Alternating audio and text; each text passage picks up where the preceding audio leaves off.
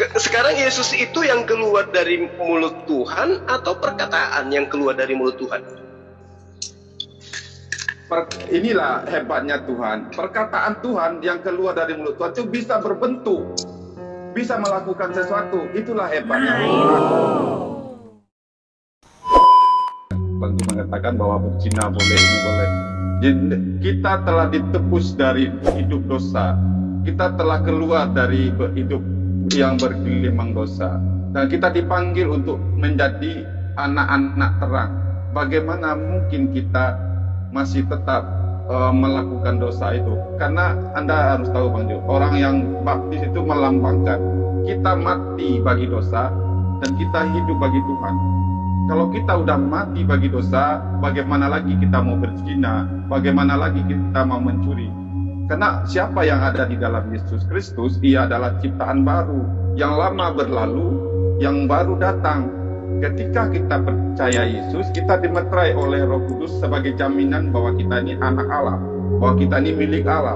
Bagaimana orang yang mempunyai Roh Kudus bisa berzina lagi, bisa hidup dalam dosa lagi, dikuasai lagi oleh dosa, dikuasai lagi oleh iblis? Sebab Yesus berkata, barang siapa yang menjadi hamba yang berbuat dosa, dia hamba dosa. Bagaimana dia berkata bisa menjadi hamba kebenaran? Sebab barang siapa yang dikuasai orang itu, dia menjadi hamba orang itu. Kalau orang yang hidup dalam dosa, dikuasai dosa, dia menjadi hamba dosa. Dia bukan menjadi hamba kebenaran lagi, dia bukan menjadi hamba Yesus lagi. Jadi kalau Bang Juba katakan orang Kristen bebas berbuat apa saja, itu tidak benar. Karena kita dikatakan pencuri, pemburi, pembunuh, penakut, apa saja yang tetap hidup dalam dosa, dia tidak mempunyai tempat dalam kerajaan Allah. Karena kita dipanggil untuk menjadi terang, bukan hidup di dalam kegelapan itu. Kalau kita sudah keluar dari dosa, kita sudah meninggalkan dosa, bagaimana kita berkubang di sana? Orang Kristen mungkin bisa jatuh dalam dosa atau terpeleset, tetapi dia tidak akan hidup, tidak menguasai dosa, tidak menyukai dosa lagi.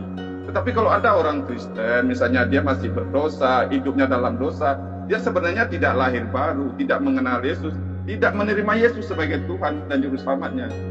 Jadi saya pastikan orang kalau lahir baru menerima Yesus karena dia bertobat, menerima Yesus karena berilah dirimu diselamatkan. Kalau macam saya ini, saya memberi diri.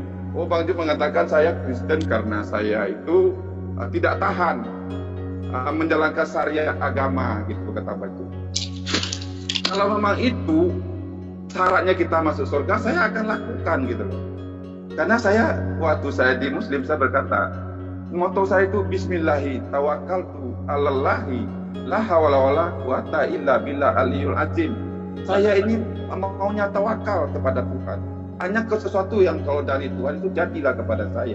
Kalau sesuatu itu bukan dari Allah, janganlah sampai kepada saya. Karena saya sudah mengatakan, biarlah saya harus, kalaupun saya harus menderita, meskipun saya harus mati, saya rela, asalkan saya tahu kalau saya mati, saya ditempatkan di tempat orang yang telah diberi petunjuk, yang telah diberi nikmat oleh Tuhan. Jadi kalau Bang Jul katakan, oh saya murtad itu karena saya nggak tahan menjalani syariat, gitu. Bukan itu, karena waktu saya di Muslim, saya hanya ingin mengenal Tuhan apapun caranya. Nah, justru di dalam Alkitab ini saya mengenal Tuhan dan mengalami Tuhan, itu masalahnya. Dan saya tidak menerima Roh Kudus waktu saya membaca Al-Quran, waktu saya sholat, waktu saya berwudu. Tetapi ketika saya percaya Yesus waktu saya menerima Yesus, saya dimeterai oleh Roh Kudus. Dan itulah yang membuat saya mampu berkuasa atas dosa, berkuasa atas keinginan-keinginan daging, atas hawa nafsu saya, keinginan untuk berzina, bahkan untuk merokok, untuk hal yang buruk. Itu saya mempunyai otoritas untuk mematikan sesuatu yang duniawi. Dan saya mampu memberi diri saya dipimpin oleh Roh Tuhan. Dan itu yang saya tidak dapatkan waktu saya di Islam. Waktu saya di Kristen, saya dipimpin oleh Roh Kudus. Dan itu yang tidak bisa terjadi waktu saya di Islam. Bukan saya tidak mau melakukan karena saya tidak tahan menjalankan syariat. Bukan itu alasan saya. Karena saya ini hanya ingin mengenal Tuhan, hanya di dalam Alkitab lah saya mengalami dan diberi hikmat Jadi kalau di Islam itu ada namanya Lailatul Qadar, rahmat bulan, dan kita mendapatkan damai sukacita, mendapatkan kedamaian. Karena apa? Karena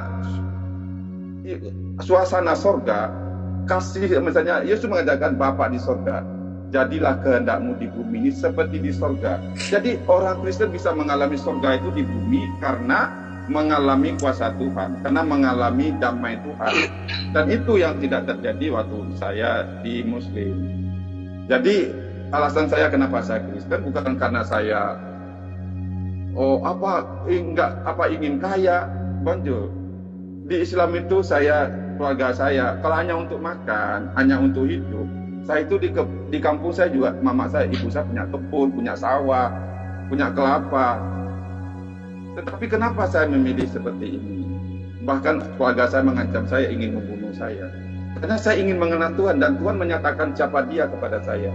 Dan itulah kenapa dikatakan, kalau orang mengatakan Alkitab itu bukan firman Tuhan, Bang Jul ingin membuktikan semuanya meleset, kata Bang Jul, bahwa apa yang terjadi itu, Yoyakim, siapa raja ini dan raja itu, menurut perspektif Bang Jul. Tapi saya percaya pasti ada caranya untuk membuktikan bahwa itu tidak meleset. Kadang ya kayak banyak juga orang Kristen tidak paham. Bahkan kayak Natalan tanggal 25 Desember. Itu orang Kristen juga, kenapa kok dia bisa merayakan pada ayatnya di situ tidak ada. Tapi kalau dipelajari dengan benar, makanya saya pikir ada orang Kristen, Bang Jo, kalau kamu mengalami atau diterangi Tuhan, tentu kamu bisa dong, mengerti dong semuanya. Ya namanya kita tuh untuk mengerti, kita perlu belajar, Bang Jo. Tetapi untuk mengenal Tuhan, untuk mengalami Tuhan itu tidak perlu tahu semua. Tetapi kalau untuk mengalami atau menguasai Alkitab ini, tentu kita perlu sekolah, perlu belajar, Bang. Nah, jadi satu hal saja yang saya ingin kasih tahu sebagai statement terakhir, bahwa saya itu ingin mengenal Tuhan waktu saya dahulu, tetapi sekarang saya mengenal, dan Tuhan menyatakan siapa Tuhan itu ke saya, siapa itu pencipta saya. Jadi saya mengenal Tuhan saya. Jadi kalau orang mengatakan, wah apa ini Alkitab ini begini, kok kamu menyembah manusia, menuarkan Yesus gitu loh. Kan itu seolah-olah Tuhan itu bukan manusia gitu. Saya percaya Tuhan itu bukan manusia, tetapi Tuhan yang saya sembah itu Tuhan yang disembah oleh Abraham, Tuhan yang disembah oleh Adam. Tuhan mereka itu bisa datang kepada mereka dalam rupa manusia. Itu saya bisa buktikan di Kejadian 18 ayat 1-2, bagaimana Tuhan menampakkan diri kepada Abraham justru dalam wujud manusia. Tuhan itu bisa datang dalam wujud malaikat. Itu yang bisa terjadi kepada kita. Sekarang bagaimana Tuhan menyatakan diri kepada kita? Dia ada Roh Kudus. Roh Kudus Tuhan itulah, kalau memang kita sungguh hati meminta lebih dari apapun, kalau kita menginginkan kebenaran, menginginkan Tuhan lebih dari apapun, bahkan lebih dari nyawa kita. Karena Yesus berkata, kalau kamu mencintai aku, mencintai kebenaran lebih dari apapun, lebih dari ibumu, lebih dari bapakmu, lebih dari saudaramu, bahkan lebih dari nyawamu, dan kamu akan menemukan kebenaran. Adakah kita benar-benar memang meyakini, apakah memang kita mencari kebenaran itu lebih dari hidup kita, bahkan lebih dari nyawa kita? Kalau kita menginginkan Tuhan lebih dari hidup kita, Tuhanlah yang akan menuntun kita untuk siapa Tuhan itu, dan Dialah yang akan menyatakan siapa Tuhan kepada kita. Kita tidak bisa mencapai Tuhan, tetapi harus ada kerinduan dari kita. Sebab Tuhan mencari orang yang mencari Dia. Kalau kita memperjuangkan, kalau kita mencintai kebenaran, dan kebenaran itu akan datang kepada kita. Tetapi kalau kita mencintai dusta, dan dusta itu akan menyesatkan kita. Dan selamat malam, terima kasih banyak, Tuhan memberkati kita semua. Oke, Pak Daud, jadi apa yang Anda paparkan ini, itu juga yang dipaparkan oleh para mu'alaf. Mereka sebelumnya tidak merasakan Tuhan dalam agama Kristen. Nanti dia merasakan adanya Tuhan yang benar itu ketika dia masuk dalam Islam. Berarti sama. Nah, apa yang kemudian menjadi acuan kebenaran? Kalau Anda yang tidak tahu gospel, terima Tuhan, sementara mereka yang tahu gospel kemudian masuk ke dalam Islam, dan ternyata mereka mengakui baru mengenal Tuhan ketika di dalam ajaran agama Islam, maka saatnya Anda bertanya pada diri Anda, ada yang salah kayaknya. Lalu kemudian ketika Anda mengatakan di dalam ajaran agama Anda sekarang mengenal Tuhan, saya ingin mengatakan gini, Tuhan yang Anda kenal sekarang itu adalah Tuhan buatan nabi-nabi, pengajar-pengajar, mesias-mesias palsu itu tadi. Kalau Tuhan yang mengutus Yesus, kata Yesus, kamu tidak bisa mendengarkan, wajahnya tidak pernah kamu dengar, wajahnya kamu tidak pernah, suaranya pun tidak bisa kamu dengarkan. Bahkan Paulus mengatakan dalam kitabnya sendiri bahwa Tuhan tidak bisa dilihat dan tidak ada seorang pun yang mampu melihat Tuhan. Paulus sendiri yang mengatakan itu. Jadi ketika Anda mengatakan di dalam kehidupan yang sekaranglah aku bisa menemukan Tuhan. Ya sama, orang Hindu juga begitu. Orang Buddha juga begitu. Orang ateis pun bahkan mengatakan juga seperti itu. Tetapi apakah benar konsep yang mereka imani saat sekarang ini? Ketika konsepnya keluar daripada pengajaran oknum yang dituhankan. Ketika konsepnya bertentangan dengan ajaran-ajaran Tuhan yang dianggap sebagai Tuhan, yang telah mengajarkan kepada murid-muridnya hal yang berbeda dengan yang Anda imani saat sekarang. Maka saya katakan sekali lagi, ya saudara Daud, Anda murtad karena telah menemukan Tuhan yang dibentuk oleh para nabi-nabi palsu itu tadi. Kalau Anda penasaran, nanti kita jadwalkan lagi, kita akan bahas lebih jauh kaitannya tentang pengajaran Yesus, ajaran yang bertentangan, ajaran-ajaran yang bertentangan dengan ajaran di luar daripada pengajarannya. Mungkin sekian gitu Pak Daud. Terima kasih atas kehadirannya. Ya, terima kasih sudah berdialog dengan baik. Saya berharap ketika Anda kembali ingin berdiskusi dengan kita di Zoom, agar dilengkapi dengan teman-teman Kristen yang lain, sebagaimana yang kita bicarakan di grup, bahwa tadinya ada beberapa teman yang mendampingi Anda, tapi entah kenapa malam ini mereka tidak ikut terhadap jadwal yang sudah kita bicarakan. Barangkali ada pesan terakhir dari Pak Daud sebelum kita akhiri. Gurunda, Afwan, mau nanya boleh Gurunda ke ini si Mutradin ini? Boleh nggak? Ya kalau beliau berkenan, silakan. Ya boleh. Pak Daud mau nanya sedikit, udah murtad berapa lama? Saya murtad dari tahun 1985, tepatnya tanggal 7 Juni 1985. 7 Juni 1985. Di umur berapa berarti itu? Umur saya lahir tahun 1961, berarti umur 24 tahun. Umur 24 murtad. Kayaknya masih ingat sedikit-sedikit deh ini. Kalau misalnya bacaan kita ketika ruku, masih ingat nggak kira-kira? Oh, waktu saya sholat ya. Iya. Apa ya? Pas ruku. Googling dulu. Bukan googling kan. Lupa ya? Sudah lama, sudah berapa? Sudah 30 tahun loh saya nggak. Lupa, iya. Nggak lupa saya. Kalau niat sholat subuh? Ya niat saya, kalau niatnya nggak ada yang dalam bahasa Arab, misalnya usali fardu subhi gitu kan. Dua rakaat ini lillahi ta'ala. Apa? Karena lillahi ta'ala. Ya, usali fardu subhi. Kores. Oh siap. Kalau Oke. murtadnya Pak Ali Daud ini nggak saya ragukan lagi karena ini kawan lama saya ya. Pak Kijul, saya, terus Hidayah itu insya Allah udah kenal baik lah dengan Pak. Oh ini juga ya, berarti veteran juga nih. Oh iya. Ya Pak Daud, salam kenal kalau gitu. Iya salam kenal. Cuma saya memang udah lama saya nggak perlu pernah. Tak perlu diuji. Saya tahu Pak Daud. Kisahnya bagaimana dia murtad itu udah tersimpan di memori saya. Iya. Siap Ustaz Sugi. Ya, thank you Gurunda waktunya. Silakan dilanjut ke mana. Oke. 1 Timotius 6 ayat 16. Dialah satu-satunya yang tidak takut pada maut, bersemayam dalam terang yang tak terhampiri. Seorang pun tidak pernah melihat dia, dan memang manusia tidak dapat melihat dia.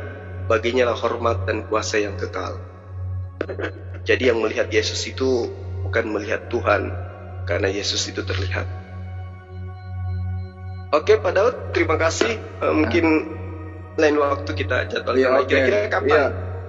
Ya oke lah. Ya tidak ada yang satu pun yang melihat dia, seorang pun tidak. Tetapi anak tunggal yang ada di pangkuan Bapak, dialah yang menyatakan. Begitulah firman menyatakan ketika Aduh. Yesus menyatakan Lanjut lagi. ketika Yesus menyatakan Allah, apakah Yesus menyatakan dirinya adalah Allah itu sendiri atau Yesus menyatakan bahwa dirinya hanya utusan? Kan ada ayat. Dialah gambar Allah dan wujud Allah yang tidak kita terlihat itu. Dan Kata siapa? Hah? Kata siapa, Bang?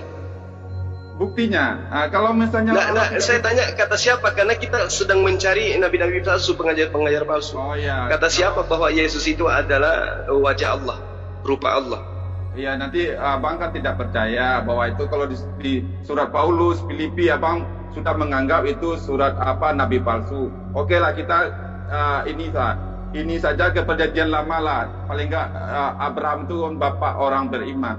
Kalau memang tidak ada seorang pun yang melihat Tuhan, bagaimana Abraham melihat Tuhan? Bagaimana Yakub melihat Tuhan? Bagaimana Adam melihat Tuhan? Jadi ayat itu perlu dikonfirmasi dengan ayat yang lain. Begitu Bang Jul. Selamat malam.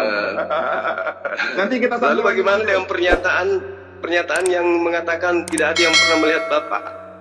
Iya, makanya tidak ada yang pernah melihat Bapak, tetapi anak tunggal Bapak yang Nah, ada terus di Abraham, dialah yang Daud, menyaksikan. Yakub yang Anda sebutkan gimana? Makanya siapa yang melihat, siapa yang dilihat oleh Abraham, siapa yang dilihat oleh Yakub? Ya Yesus. Yesus berkata Abraham telah melihat dia. Yesus tidak akan berdusta.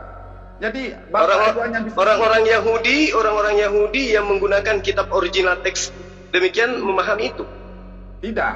Kalau dia memahami Yesus itu adalah Allah yang nuzul, dia tidak akan menyalibkan Yesus. Tetapi orang Nah, Yahudi sekarang Anda yang hanya terjemahan kok bisa mengetahui bahwa itu adalah Yesus yang ada dalam original teks? Oh, kalau dia original teks kan oke lah, saya tidak memahami, saya percaya ada orang yang memahami. Tetapi Berarti Anda yang tidak tahu original teks lebih paham original teks daripada mereka yang bisa baca original teks itu. Gini saja, kita kan ada otak. Saya Kita kan suka itu. ada feeling. Ya, ada justru karena ada otak. Sekarang Anda coba pikirkan sendiri. Apakah Anda lebih paham yang menerjemahan saja Anda nggak paham dibandingkan mereka yang tahu original teks? Begini Bang Jul, orang sepintar apapun kalau dia tidak mencintai Tuhan, tidak mencintai kebenaran, dan tidak mencari kebenaran itu lebih dari harta yang dia punya, dia tidak akan bisa bertemu dengan kebenaran Bang Jul. Jadi kebenaran itu Kebenaran apa yang kemudian Anda katakan kebenaran ketika Yesus mengatakan Allah satu-satunya Allah yang benar, kemudian Anda datang mengatakan Yesus juga Allah? Nah gini Bang Jul, karena ada orang Islam mengatakan dia percaya, dengan yang lain dia tidak percaya. Orang Islam percaya sekali bahwa Yohanes 17 ayat 3, inilah hidup yang kekal itu, mereka mengenal satu-satunya Allah yang benar. Dan itu tidak berhenti di situ, dan mengenal Yesus Kristus. Bagaimana kalau Allah itu tidak bisa kita kenal, kalau dia hanya menjauh di sana, kalau dia tidak bisa menyatakan diri. Sedangkan hidup yang kekal itu harus mengenal dia. Satu-satunya Allah yang benar itu harus kita kenal. Makanya kita perlu dituntun oleh Tuhan, dituntun oleh Roh Tuhan. Nah sekarang yang Anda maksud mengenal Allah itu seperti apa yang ada dalam pikiran Anda? Melihat dia dalam rupa manusia, atau mendengarkan dia berbicara dalam rupa manusia, atau seperti apa yang Anda maksud? Apakah Anda sudah pernah melihat Yesus? Mengenal yang benar itu artinya kita kan diberi otak oleh Tuhan, ada firman Tuhan untuk kita bisa nilai, untuk bisa kita kaji ini firman Tuhan atau bukan. Dan biarlah dengan hikmat Tuhan otak kita dituntun oleh Roh Tuhan sehingga bagaimana kita bisa mengenal Tuhan, bukan karena kita melihat Tuhan tuh berujuk ini berujuk itu. Tidak harus seperti itu, karena ada Roh Kudus. Ini yang akan yang tadi itu loh Bang, yang Anda katakan mengenal Allah itu seperti apa sementara kita tidak pernah melihatnya. Makanya ada Yesus. Sekarang saya tanya, apakah Anda pernah melihat Yesus? Saya tidak pernah melihat Yesus secara pribadi. Berarti sama aja dong. Tapi begini, bagaimana saya yakin itu Yesus itu Tuhan? Karena ada kitab Injil, karena ada kitab Taurat, ada Alkitab yang bisa menerangkan seperti apa Tuhan itu.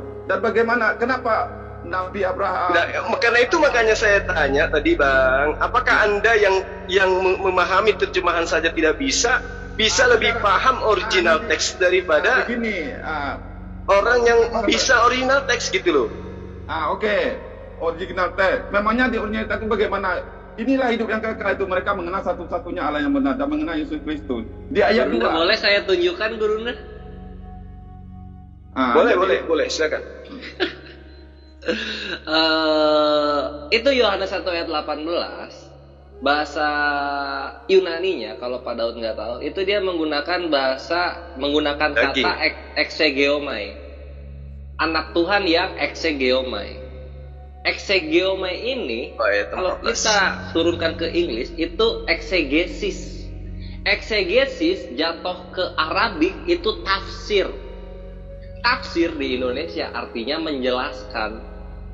Maka di situ artinya Pak Daud, anak tunggal lah yang telah menjelaskannya. Dua, masih nggak percaya? Mari kita lihat. Ini bisa dilihat di layar.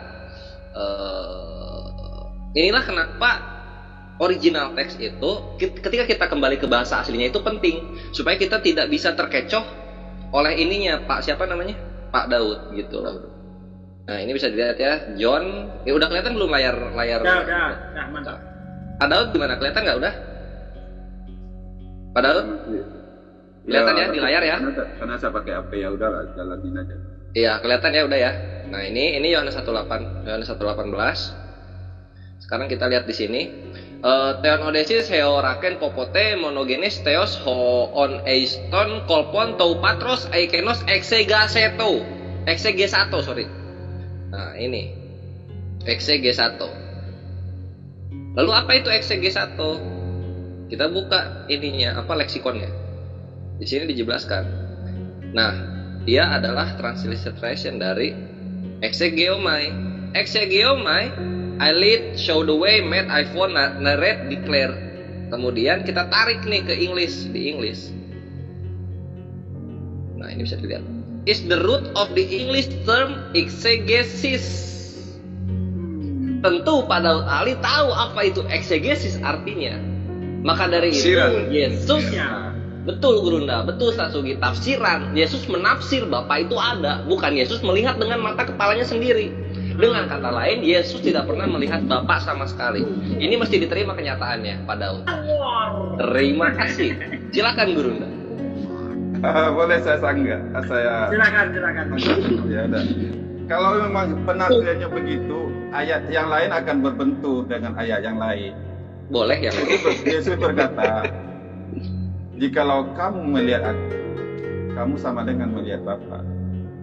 Sebab aku di dalam Bapa, Bapa di dalam aku. Ini perlu dibaca dari ayat 1 itu Pak Daud. Kalau hanya itu menerangkan, bagaimana itu Anda menafsirkan seperti itu gitu loh. Karena ayat Oke, Pak Daud. Siapa yang melihat aku itu sama melihat dengan Bapa. Melihat aku di sini apanya yang Yesus dilihat sehingga kita bisa mengatakan bahwa itu adalah Bapa? Kakinya, tangannya, kepalanya, mukanya atau apanya, Pak Daud? Oh begitu. Ya, melihat aku apa? Sebab Bapa di dalam aku, segala kepenuhan Allah itu berkenan diam di dalam saya. Kamu lihat pekerjaan saya, kamu lihat sikap saya, kamu lihat hidup saya. Inilah saya yang menyatakan Allah itu. Tapi kenapa Yesus mengatakan aku tidak dapat berbuat apa-apa dari diriku sendiri? Bapak kemana pada saat itu? Ya makanya kan orang Kristen itu mengimani Tritunggal. Jadi Bapak bukan anak. Iya. Yesus pernah mengajarkan Tritunggal Pak Daud? Yesus pernah mengajarkan Tritunggal kepada murid-muridnya? Ya kalau mengatakan aku di dalam Bapa, Bapa di dalam aku, berarti ada yang di luar, ada yang di dalam, aku keluar dari Bapa. Berarti ada Bapa yang di dalam. Oke, ketika Yesus mengatakan, aku tidak dapat berbuat apa-apa dari diriku sendiri, berarti tiga pribadi Tuhan salah satunya tidak bisa berbuat apa-apa, betul? Sebagai manusia, Yesus tidak bisa berbuat apa-apa. Iya, Tritunggal itu kan satunya manusia. Berarti satu pribadi dari Tuhan Anda itu adalah manusia yang tidak bisa berbuat apa-apa dari dirinya sendiri. Apakah Yesus pernah mengajarkan itu? Bahwa Tuhan itu tiga pribadi dan salah satu pribadinya itu adalah manusia yang tidak bisa berbuat apa-apa dari dirinya sendiri? Loh, Firman itu kan telah menjadi manusia. Sebagai manusia. Kata siapa? Kata siapa Pak? Firman menjadi manusia. Yohanes 1. Kata siapa? Kata siapa? Yohanes 1 ayat 14. Itu firman Tuhan atau sabda Yesus?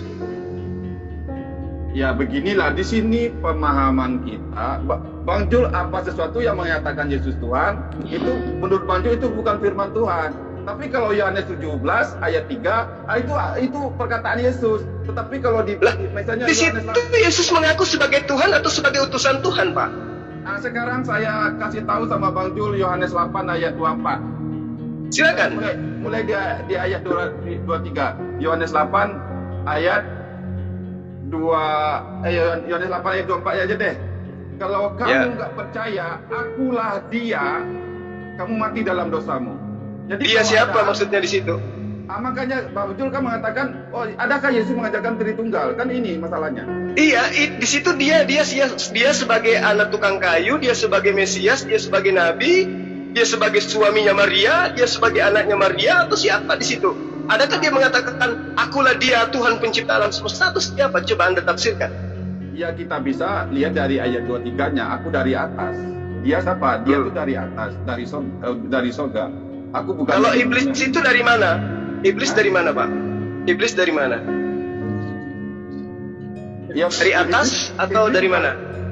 Diusir dari surga. Jadi kalau itu surga di mana? Di atas atau di bawah? Ya katanya iblis dicampakkan ke neraka. Jadi menurut Anda itu iblis dari atas. Iblis dari atas atau dari bawah? Jujur. Ya dari atas.